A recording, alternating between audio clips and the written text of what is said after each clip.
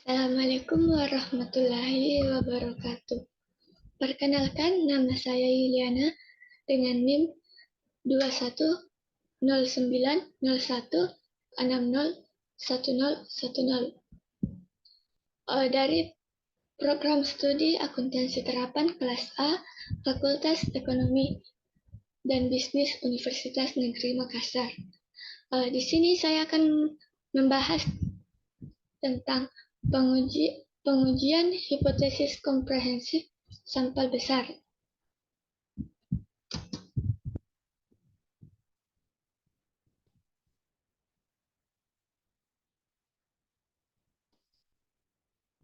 Dengan topik pembahasan 1.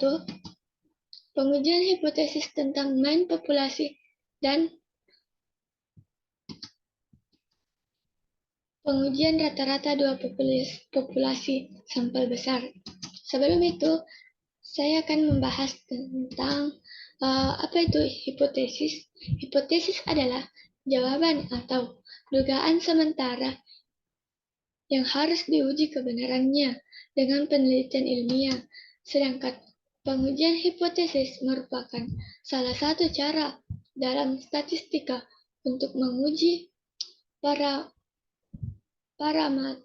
parameter populasi berdasarkan statistik sampelnya untuk dapat ditolak atau tak ditolak pada signifikasi tertentu. Materi pertama yaitu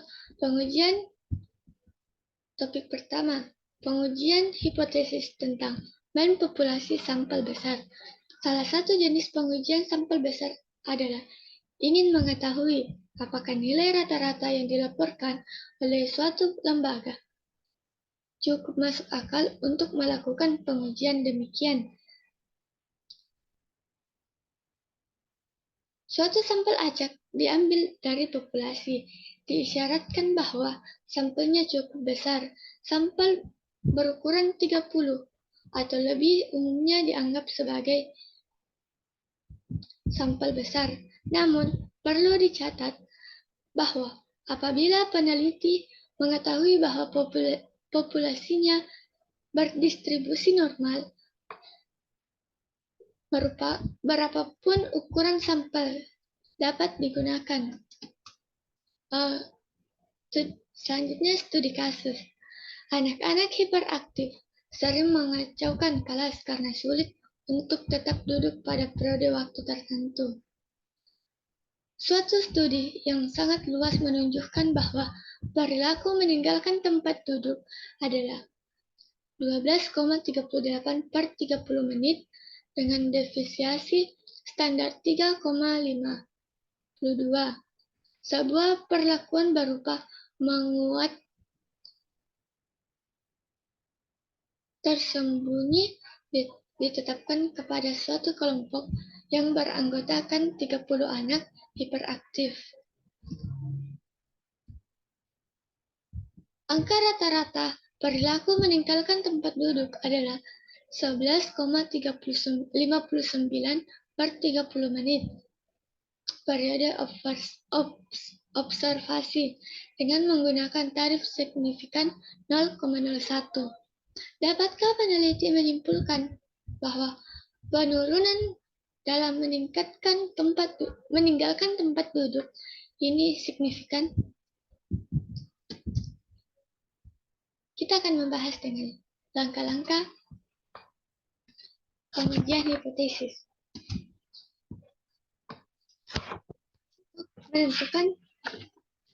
Menentukan HO. HO sama dengan adalah rata-rata. Rata-rata sama dengan atau lebih besar 12,38 dan HA atau hipotesis alternatifnya adalah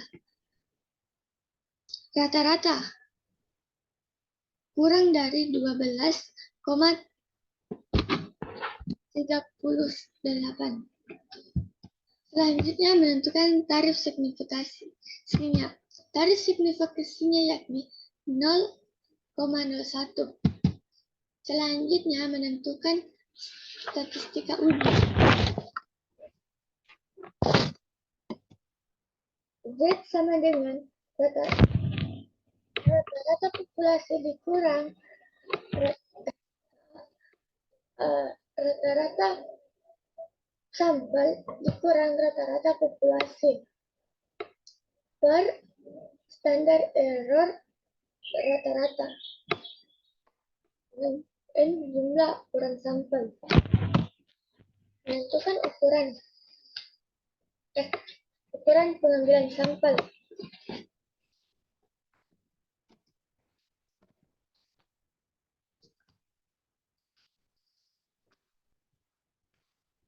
Karena yang menjadi perhatian peneliti adalah bahwa perlakuan yang diberikan menurunkan nilai rata-rata, maka uji yang sesuai dengan uji satu ekor, yaitu satu ekor arah negatif. Jadi, nilai Z terletak pada sisi kurva. Nilai kritis untuk tarif signifikansi yaitu 0,01 adalah min 2,33. Aturan pengambilan keputusan adalah menolak HO apabila nilai Z terletak di sebelah kiri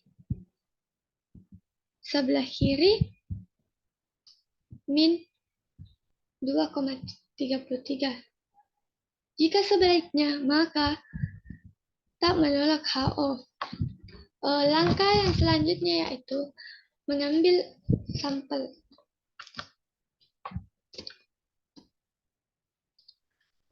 Untuk menghitung nilai Z yaitu 11,59 kurang 12,38 per 3,52 akar 30 sama dengan min 1,23.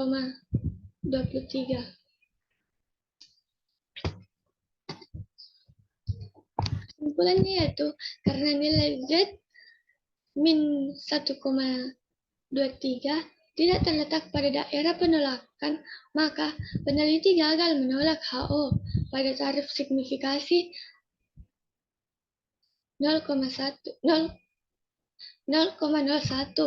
Perbedaan antara 11,59 dan 12,38 dapat dipandang sebagai kesalahan pengambilan sampling error.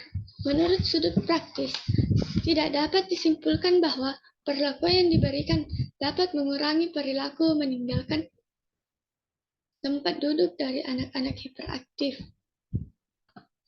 Nah, selanjutnya untuk materi kedua, pengujian rata-rata dua populasi. Bagian ini akan membahas tentang rata-rata dua populasi. Prosedur 5 langkah untuk pengujian hipotesis juga digunakan untuk kasus ini. Studi kasus, terdapat keluhan dari pasien rumah sakit bahwa pelayanan terhadap pasien askes yang menjalani rawat inap berbeda dengan yang lainnya. Dinyatakan bahwa pasien non-askes mendapat pelayanan yang lebih baik, cepat. Tarif signifikasi 0,01 digunakan untuk menguji HO bahwa tanggapan terhadap panggilan darurat untuk pasien askes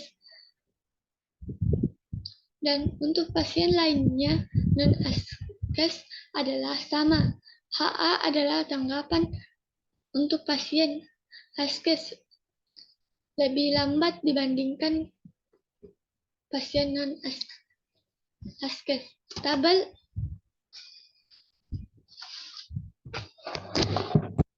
waktu tanggapan terhadap pasien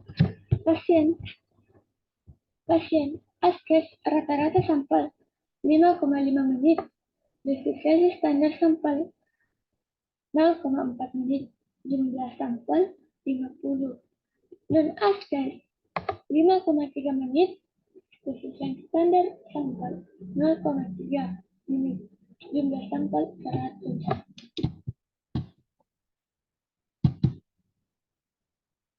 Pernyataan penting yang dijawab adalah, apakah waktu untuk menanggapi panggilan darurat untuk pasien askes 5,5 menit benar-benar berbeda dari pasien non-askes 5,3 menit.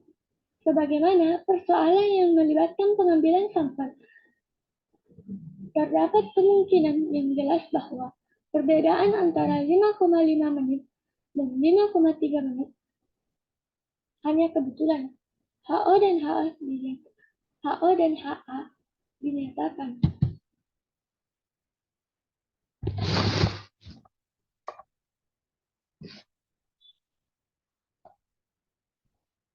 HO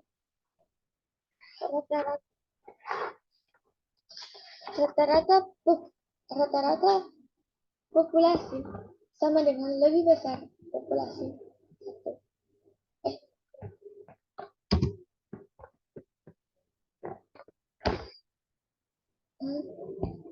HA rata-rata populasi lebih kecil dari rata-rata populasi askes dan askes.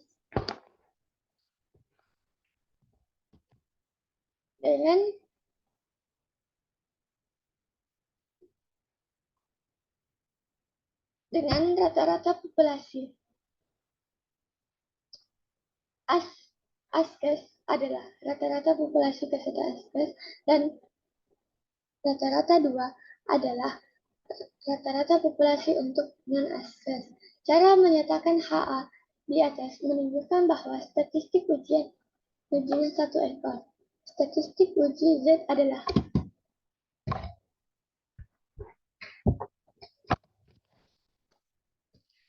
Z waktu rata-rata untuk pasien askes dikurang waktu rata-rata untuk pasien non-askes.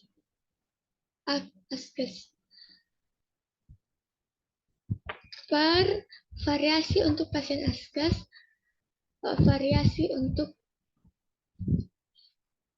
pasien non-askes.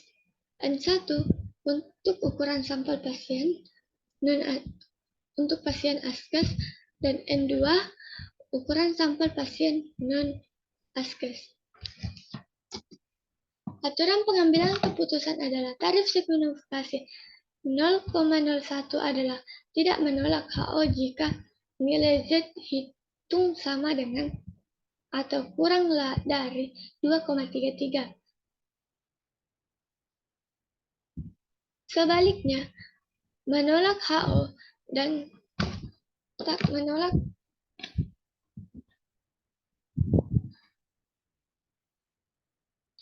HA. Menghitung nilai Z 5,5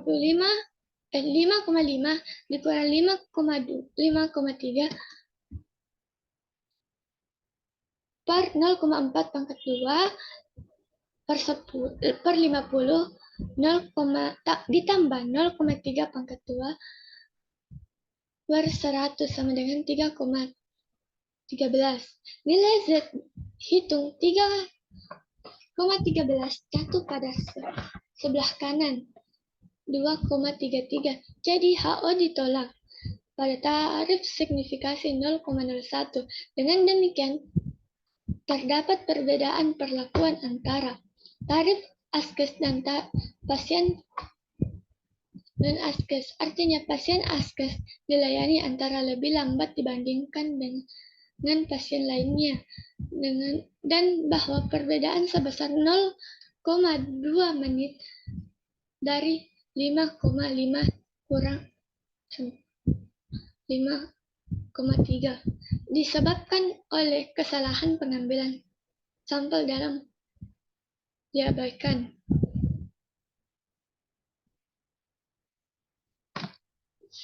Perlu diketahui bahwa dalam pengujian statistik untuk dua sampel harus memenuhi dua syarat, yakni N1 dengan N2 harus sama atau lebih besar dari 30.